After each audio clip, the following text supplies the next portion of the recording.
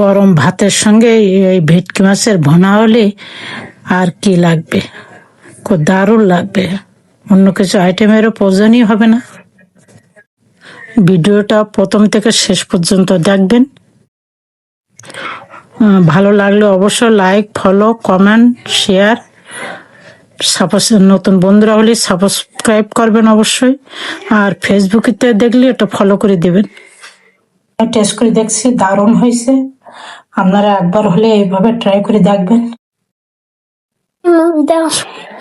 প্রথম রাঁধুনিতে অবশ্যই এটা করতে পারেন, কিন্তু আমি আমার স্টাইলে রান্না করছি, অবশ্যই ফলো করবেন। আর নতুন রাঁধুনি হলে তো অবশ্যই এটা ট্রাই করে দেখবেন একবার, আপনাদের অবশ্যই ভালো লাগবে। তাই এ নিয়ে কথা বাড়াবো না, চলেন আমরা রান্না শুরু করি।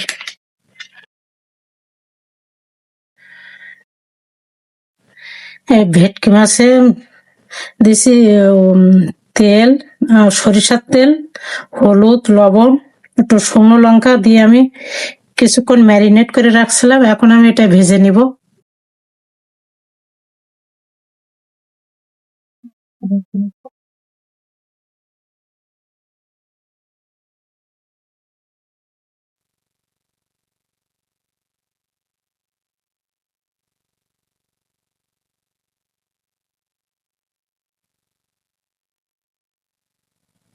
দিয়ে দিলাম পরিমাণ মতো সরিষার তেল, দিয়ে দিলাম সামান্য একটু কালো জিরা,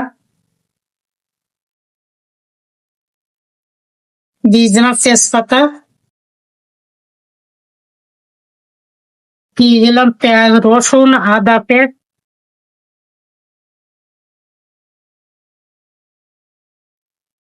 দিয়ে দিলাম হলুদ,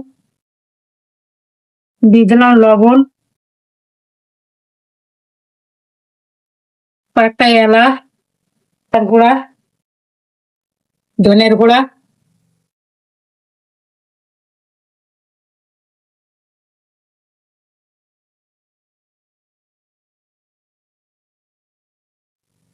দিয়ে দিলাম কাশ্মীরি লঙ্কার গুঁড়া,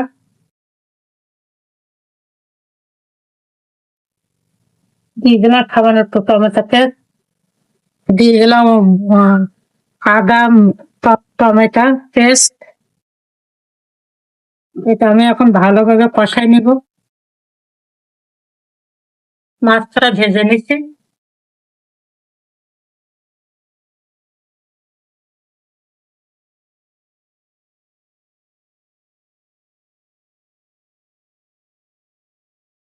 তেল উঠে গেছে,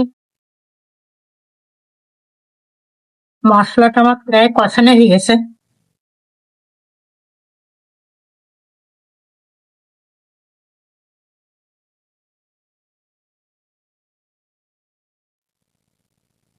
জল দিয়ে দিলাম।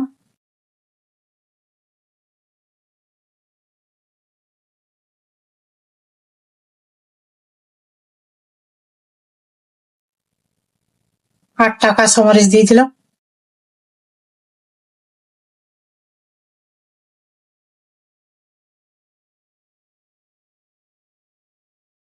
এখন আমি মাছটা দিয়ে দিব।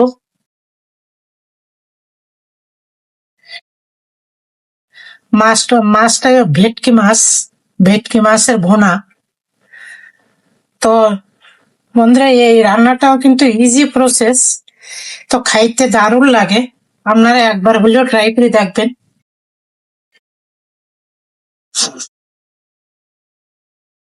কথা দিয়ে ফিনিশ করলাম। রেসিপিটা যদি ভালো লাগে অবশ্যই একটা লাইক, কমেন্ট, শেয়ার, আর নতুন বন্ধুরা সাবস্ক্রাইব করে দেবেন। আর ফেসবুকেতে দেখলে ফলো করে রাখবেন। তো ভিডিওটা আছে এই পর্যন্তই, দেখা হচ্ছে নেক্সট ব্লকে। সে পর্যন্ত সবাই ভালো থাকবেন, সুস্থ থাকবেন। ধন্যবাদ।